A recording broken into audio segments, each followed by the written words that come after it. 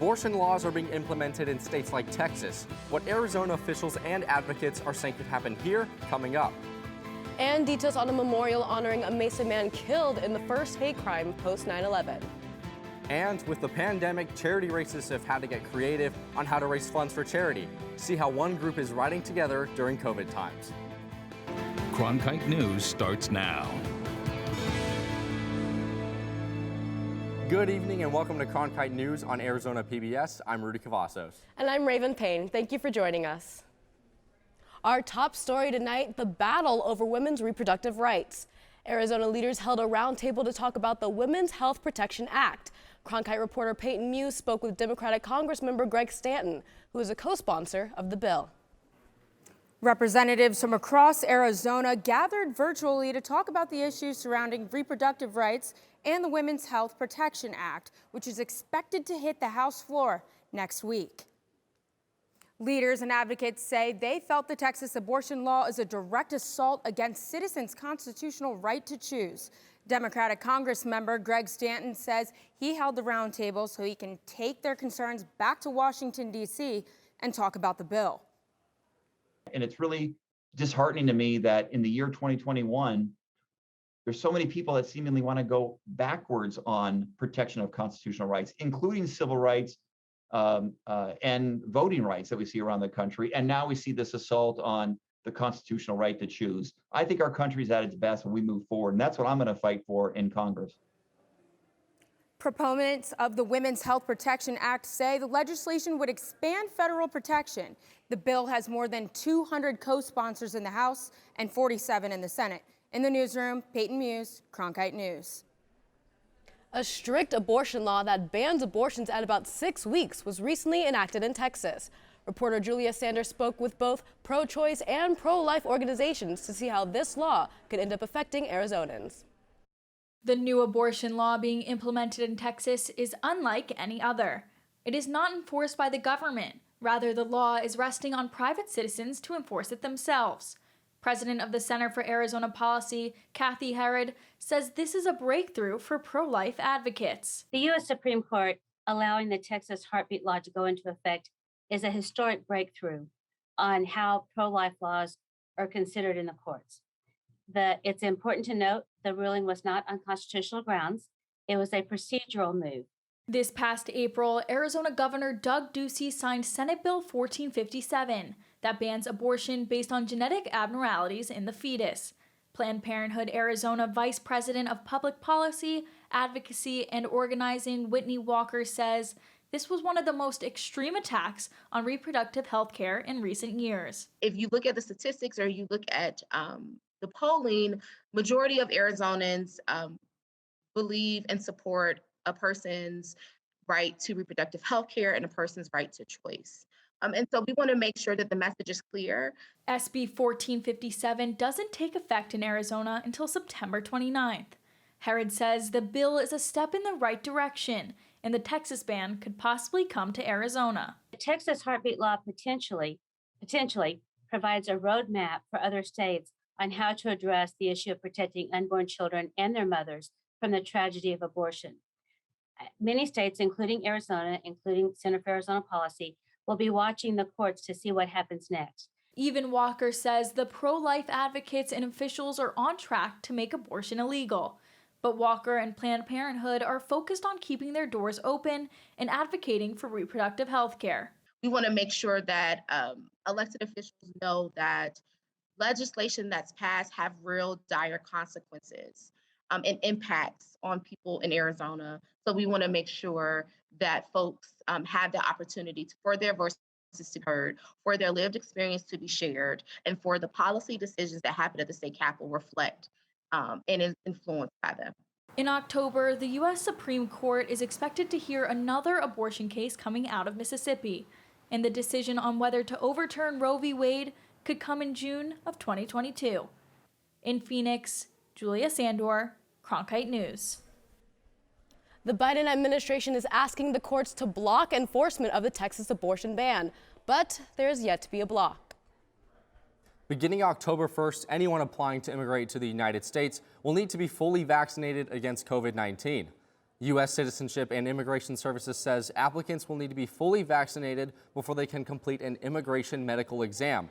A person is considered fully vaccinated after they receive 2 doses of either the Pfizer or Moderna shot or a single dose of the Johnson & Johnson vaccine.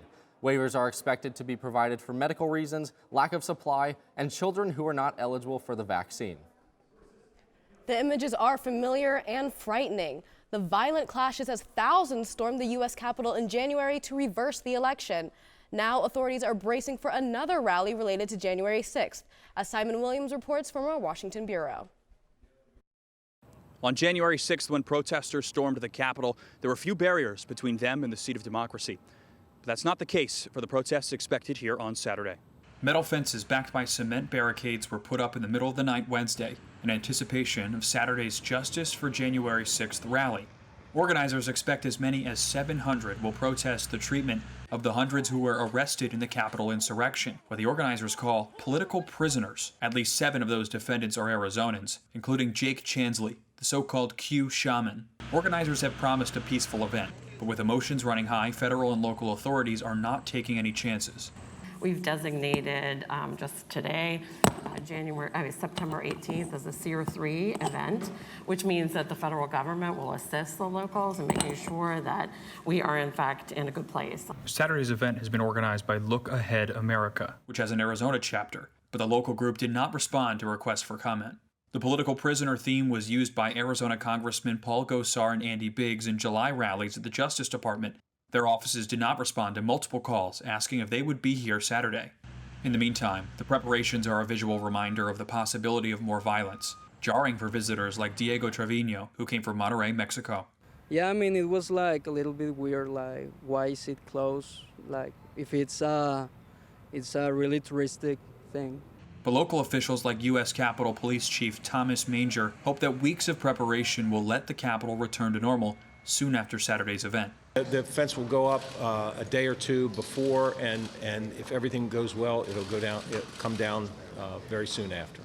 The barricades stretch around the entire perimeter of the Capitol campus all the way to the Supreme Court. Police are expecting at least a dozen road closures in the area as well. In Washington, Simon Williams, Cronkite News. In addition to the Capitol Police Force, local police agencies have been put on call, and the department has asked the Pentagon for the ability to call on the National Guard if needed. September 15th marks 20 years since the first recorded hate crime post 9/11. A member of the Sikh community was killed that day in Mesa. Cronkite News reporter ALYSSA Stoney went to the memorial where people gathered to honor his life. He was killed simply for how he looked. Balbir Singh Sodhi was mistaken for an Arab Muslim and shot at a Chevron gas station he owned. His death, for me, for other lot of activists and a lot of different Sikh organizations, become a beacon of light. Balbir's brother Rana Singh Sodhi says they now gather every year on this day to honor his legacy and continue the fight against bias and hate crimes. This is not a place where they can react on hate and different culture, creed, or gender. The memorial was a way for the community to remember all the good Balbir did in his life and reflect on how the community has grown together from that tragic moment. This moment 20 years ago taught our community so much and has given us the ability to come here together today and learn even more. Balbir's family, members of the Sikh coalition, as well as elected officials were at the memorial. They hope to educate others about the Sikhi religion in reaching the goal of a world without hate. One day the hate is going to go away, and if all the citizens of this country understand that's their responsibility to make this country beautiful, they should react and do their job. In Mesa, ALYSSA Stoney, Cronkite News. A representative from the White House also attended the memorial, bringing a message from President Biden on his actions against hate crimes in the United States. Potential home buyers are sending love letters to sellers to increase their odds of getting a home. The concerns and legal problems this can cause when we come back.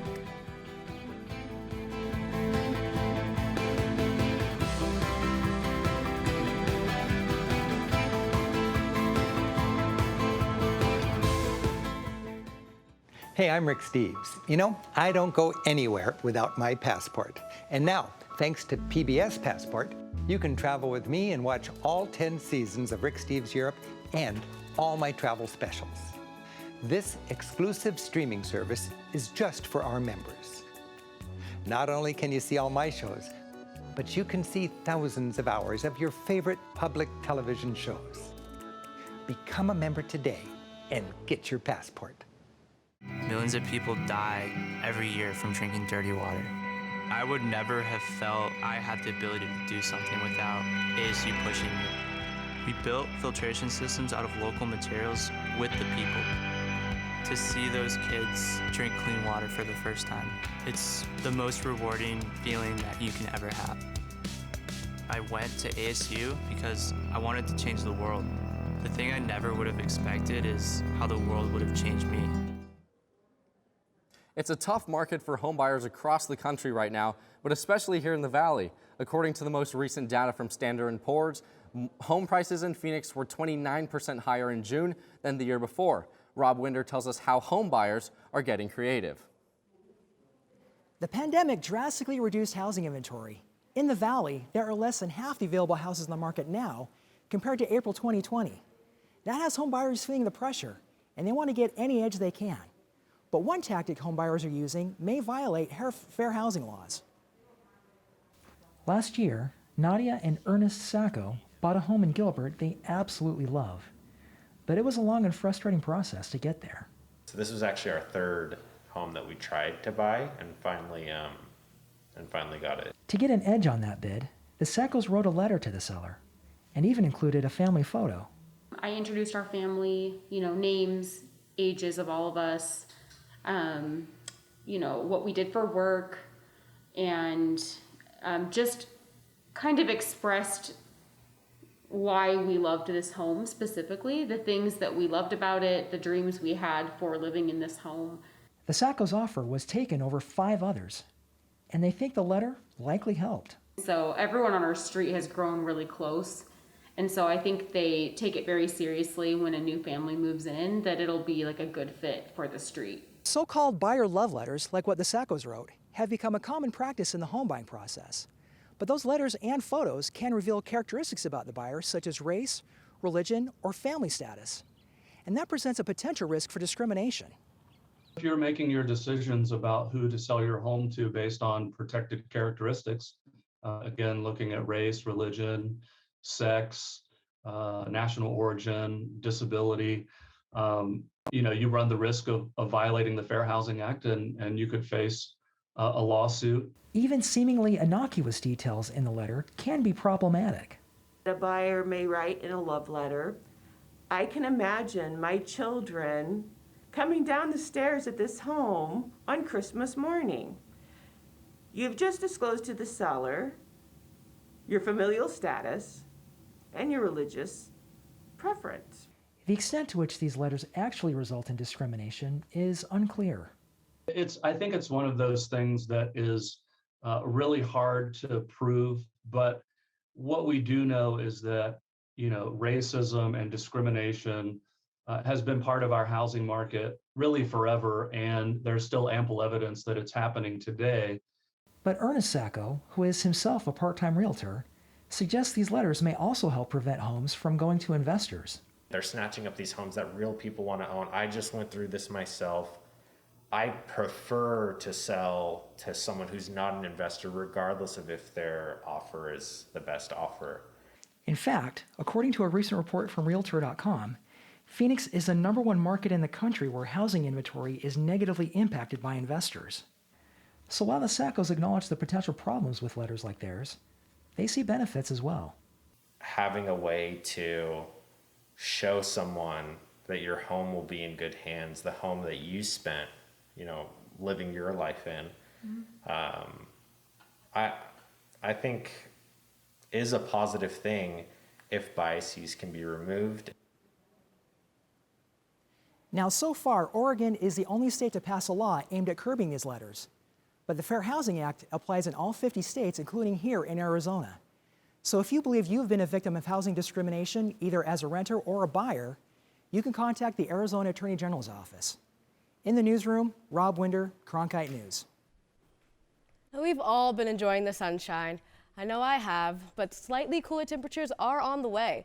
Alyssa Stoney is in the Weather Center with details. Yes, we are going to be seeing some cooler temperatures the next couple of days, and that is because of this storm that is moving up from the southern part of our state into the northern part in the Flagstaff area. Taking a look at those state highs for tomorrow, we are going to be about 100 degrees here in Phoenix. Down in the southern part of our state, we're going to be in those high 90s. The cooler part of our state is going to be up in the north with 77 degrees at the Grand Canyon, and our coolest being 74 degrees in Flagstaff. Taking a look at the rest of our night, we are going to be dropping below 100 degrees by 8 p.m., which is the earliest that we've seen that drop in a while. There's also going to be some cloud coverage throughout the rest of the night. As far as our weekend, we are going to be dropping below 100 degrees by Saturday. Get excited, maybe go take a walk outside in the morning. Looking into the rest of our weekend and early next week, those temperatures are going to be rising again to 101 on Monday and Tuesday and 104 on Wednesday. As you can see, our lows are only in those mid-70s, which is going to make for some nice mornings. In the Weather Center, Alyssa Stoney, Cronkite News. I'm Jack Johnson. Coming up after the break, I'll have your Cronkite Sports Report. How an 80s themed spin cycling event is raising money for...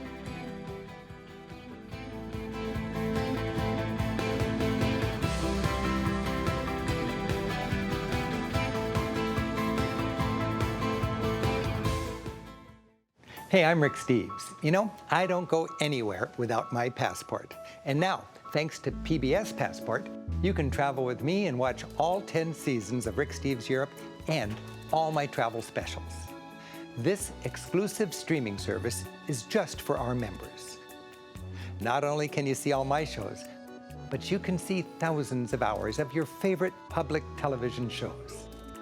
Become a member today and get your passport. Millions of people die every year from drinking dirty water. I would never have felt I had the ability to do something without ASU pushing me.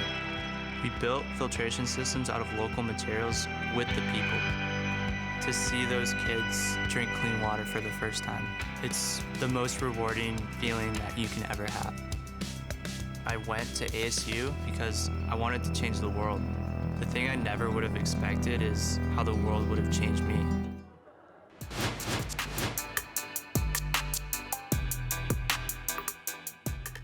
Welcome back, I'm Jack Johnson, and here is your Cronkite Sports Report. ASU football hits the road for the first time this season. They will face BYU on Saturday in a matchup between two ranked teams. Cronkite News reporter Chaz Messman has more on the Sun Devil offense and how they plan to attack. Arizona State head coach Herm Edwards said that the Sun Devil offense needs to be more explosive. Offensive coordinator Zach Hill believes they can get those chunk yards in multiple ways. You know, you talk about explosive plays, well, it doesn't always have to be the ball down the field. You know, it can be the screen, it can be the run, it can be the, quick pass or whatever, and we do a good job of getting on the perimeter and getting into those blocks, and now you're springing some big runs or passes. Starting quarterback Jaden Daniels' ability to run and extend plays is a major weapon that the Sun Devils are looking to take advantage of. There's those opportunities where he can even work laterally, keep his eyes down the field and find work. So yes, we want him to keep his eyes down the field if we can find open receivers late. And that's a lot of times where you get those explosive plays too.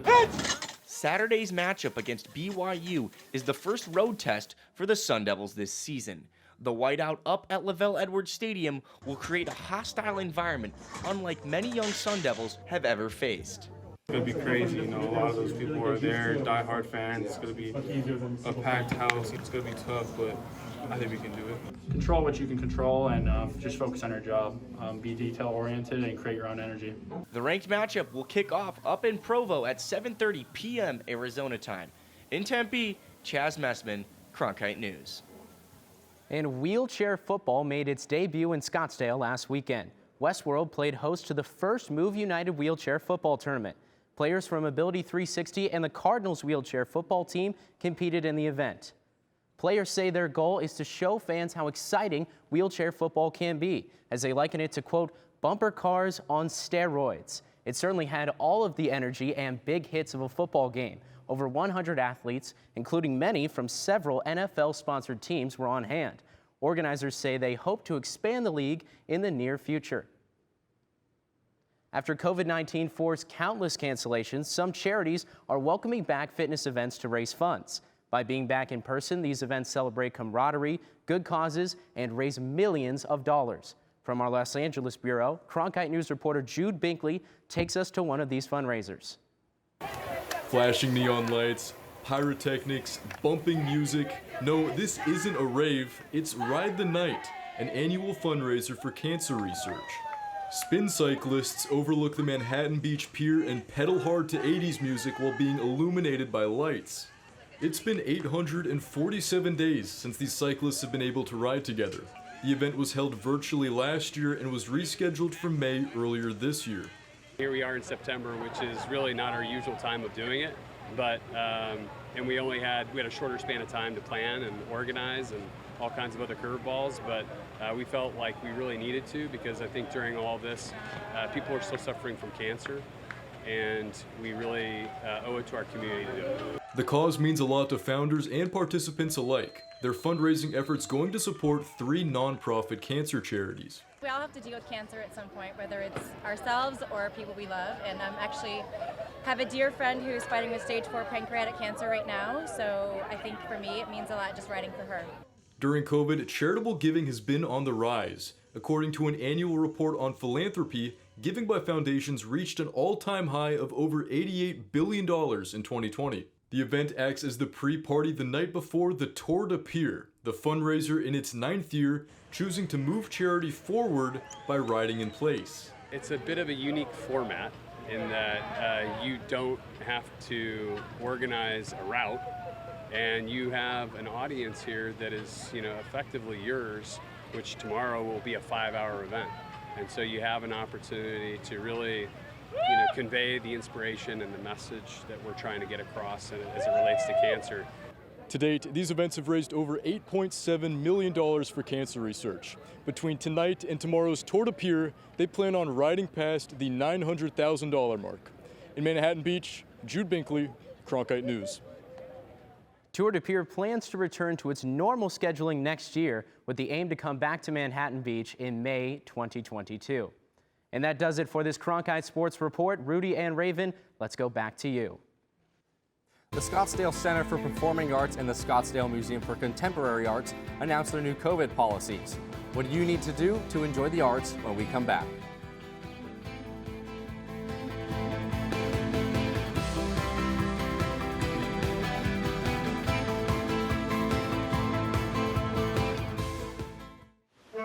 Every day I wake up, my first thought is, how can I serve this community? The biggest hurdle was not taking PTSD personally. Would you welcome, please, the amazing. Everybody that watches this, they say that I am the greatest that they've ever seen.